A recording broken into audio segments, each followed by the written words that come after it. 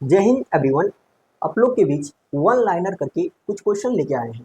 आप लोग देखिएगा और उसका आंसर खुद से दीजिएगा, बाकी हम तो बताइए करेंगे। पहला क्वेश्चन है, हर्यक वंश के संस्थापक कौन है? तो हर्यक वंश के संस्थापक आपके हैं बिंबिसार। हर्यक वंश के संस्थापक कौन है? बिंबिसार।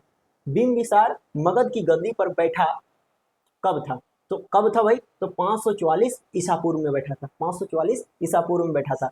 तीसरा क्वेश्चन है, बिंबिसार ने अपनी राजधानी बनाई, कहाँ पे बनाई थी? तो राजगृह में बनाई थी, राजगृह। उसके बाद चौथा क्वेश्चन है, बिंबिसार ने मगध पर शासन किया लगभग कितने वर्षों तक? तो 52 वर्षों तक शासन किया था। पांचवा क्वेश्चन है कि भारतीय इतिहास में नियमित एवं अस्थायी सेना रखने वाला पहला ज्ञात शासक कौन था? तो आपका बिंबिसार था, हर्यक वंश का प्रथम संस्थापक। उसके बाद महाजनपद युग में मगध सबसे आक्रामक महाजनपद के रूप में उभरा। मगध के साम्राज्य विस्तार का पहला शकार कौन सा महाजनपद से हुआ? तो पहले जीता था इन्होंने अंग को। किसको? अंग को। नेक्स्ट क्वेश्चन है, बिंबिसार ने वैवाहिक संबंध स्थापित किए कौशल नरेश से।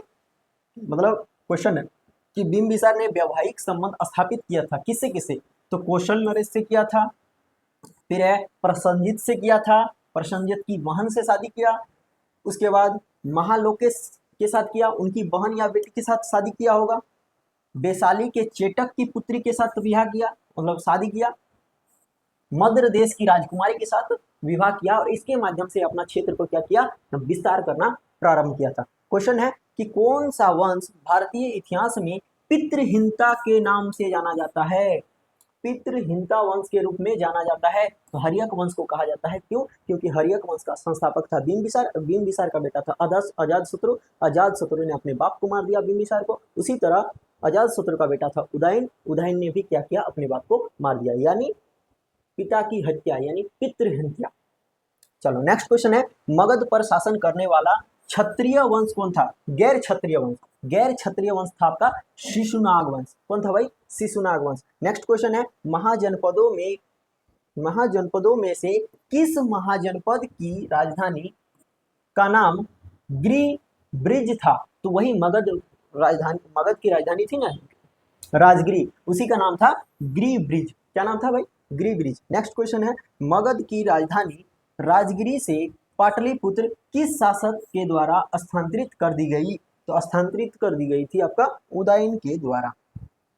नेक्स्ट क्वेश्चन है, मगध की राजधानी राजगिरी से पाटलिपुत्र किस शासक ने स्थानांतरित किया था भाई? तो उदयन। नेक्स्ट क्वेश्चन है, अजातशत्रु का उपनाम क्या था? तो अजातशत्रु का उपनाम था कुनिक। क्या नाम था भाई? कुनिक नाम था।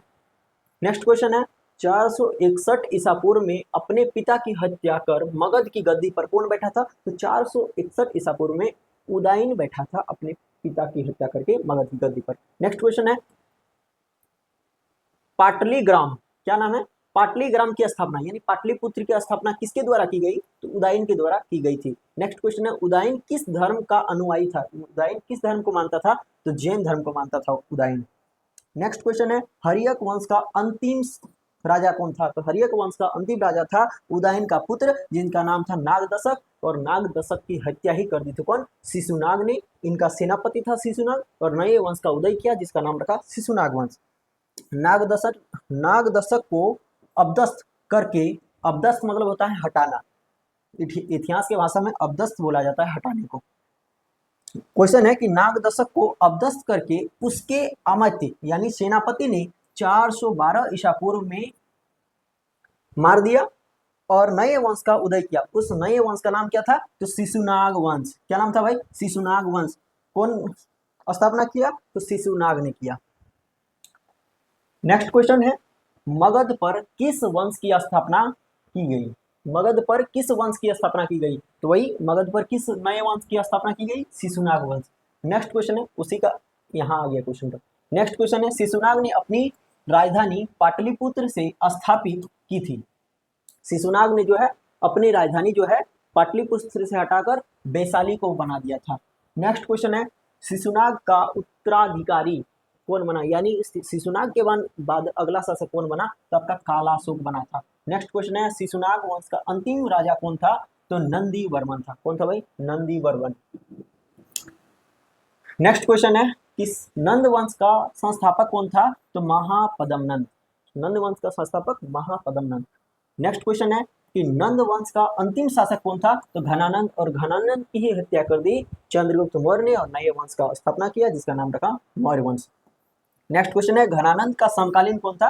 तो सिकंदर। क्यों? क्योंकि भारत पर जब आक्रमण किया था तो सिकंदर मगध की घनानंद आपका मगध की गद्दी पर बैठा था और सिकंदर हमला कर रहा था। उसी में तो चाणक्य जी आए थे घनानंद से मदद मांगने के लिए, लेकिन इन्होंने मना कर दिया और चाणक्य की बेइज्जती यानी चोटी खींच के, सखा खींच के निकाल दिया था अपने दरबार से, जिस कारण तो अपने शिष्य को चंद्रगुप्त मौर्य को उसका बदला लेने के लिए यहाँ का राजा बनाया।